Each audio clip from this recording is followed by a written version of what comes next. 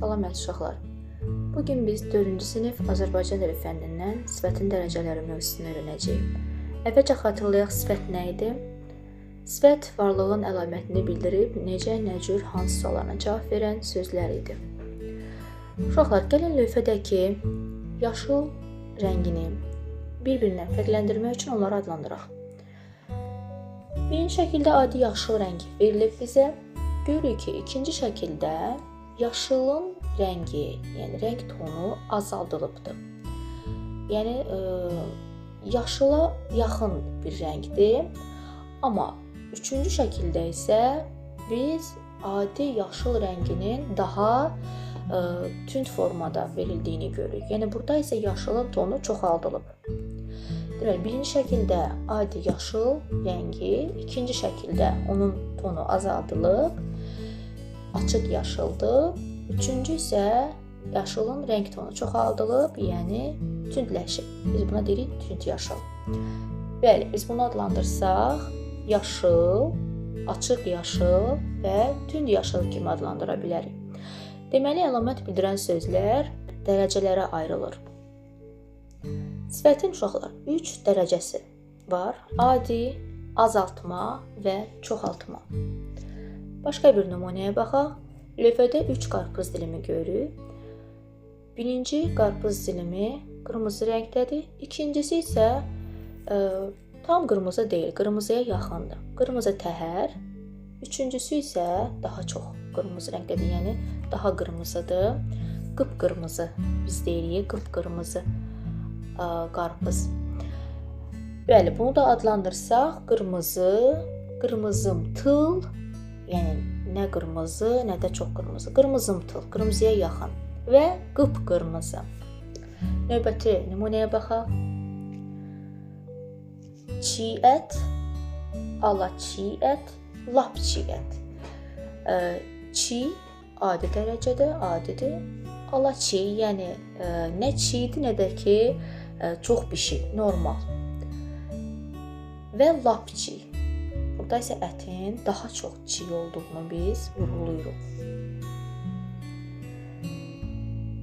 Açıq yaşıl, ala çiğ, qırmızımtıl, kəmtuş, lap çiğ, ən yaxşı.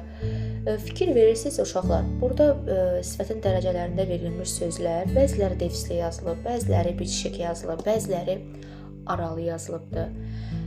Fikir verirsinizsə açıq, ala sözləri defislə, kəm, ımtıl hissəcəyi olan sözlər birləşik, ən, lap sözləri ilə verilmiş sifətlər aralı yazılıbdır.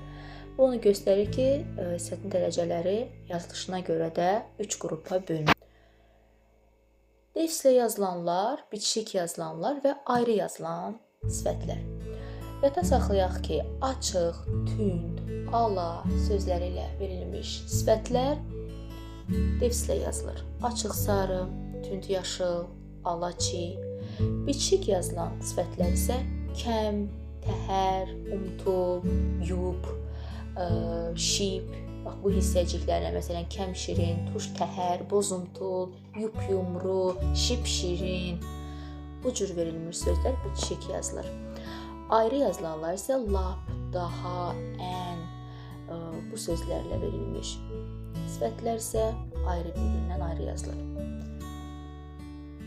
Kitabdan verilmiş tapşırığa baxaq. Sifətləri dərəcələrinə görə uyğunlaşdırın. Biz burada verilmiş sözləri azaltma, adi və çoxaltma dərəcəsinə görə qruplara bölməliyik. Burada videonu dayandırıb ilk öncə özünüz, daha sonra videonu davam etdirib yoxlaya bilərsiniz cavablarınızı. Gəlin baxaq. Azaltma dərəcəsində verilmiş sözlər göyümtül, kəm şirin, acı təhər, açıq qırmızı, bozumtul. Adi dərəcədə verilmiş qara, yağlı, doğru, yəni heç bir hissəcik, heç bir sözə qoşulmayıb. Çoxaltma dərəcəsində verilmiş sözlər isə şip şirin, yup yumru, dümağ, tumtuş. Fikir verirsinizsə burada şip, yup, düm, tum, yəni bu hissəciklərlə verilmiş sözlər bitişik yazılıb. Növbət tapşırığa baxaq. Səhvləri düzəltməklə cümlələri köçürün. Burada videonu dayandırıb özünüz cümlələri diqqətlə oxuyub, sifətləri tapıb və onun düzgün formada yazılışlarını müəyyən eləyə bilərsiniz. Daha sonra cavablarınızı yoxlaya bilərsiniz. Baxaq. Birinci cümlədə qoğallar yumşaq və dadlı idi.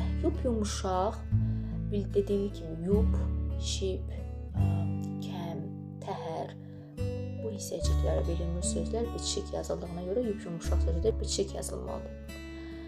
Kərim ən yüksək mükafata layiq görüldü. Ən, daha, lap bu sözlərlə verilmiş sifətlərdə ayrı yazıldığına görə burada defislə yox, ayrı yazılmalı idi. Ən yüksək. Həyətin darvazası açıq yaşıl rəngdədir. Demişdik, açıq, tünd, ala sözlərlə verilmiş sifətlər defislə yazılırdı. Burada da açıq yaşıl defislə yazılmalıdır. Dünənki qarpız lap şirin idi. Demişdik ki, lap, daha, ən sözlərlə verilmiş sifətlər ayrı yazılmalıdır. Lap şirin ayrı yazılmalıdır. Çəmənlikdə qıpqırmızı lalələr göz oxşayırdı. Qıpqırmızı, yəni qıp ayrılıqda bir məna kəsb etmir. Ona görə qıpqırmızı ayrı yox və ya defislə yox, bitişik yazılmalıdır. Ümumiyyətlə qıp, yub, kəm, təhər, şib bu hissəciklər bitişik yazılır. 6-cı. Nigarın topu daha böyükdür. Demişdik ki, daha, ən, lap bunlar ayrı yazılır. Daha böyükdür. Ananasın turş təhər dadı var. Təhər dediyimiz kimi sözə bitişik yazılmalıdır. Turş təhər defislə yox. 8-ci. Qırmızı kəmər lap qısadır. Burada da lap ayrı yazılmalıdır. Ayxan dümağ köynək geymişdi. Bitişik yazılan sözlərdən də dümağ. Aşağıdakı sifətlərin dərəcəsini müəyyən edin. Bunu istəyirəm ki, özünüz müəyyən edib rəy bölməsinə yaza bilərsiniz. Mən də yoxlayacağam. İzlədiyiniz üçün təşəkkür edirəm uşaqlar. Ümid edirəm ki, sifətin dərəcələrini bir-birinə fərqləndirməyi bacaracaqsınız. Növbəti videomuzda görüşmək ümidi ilə hələlik.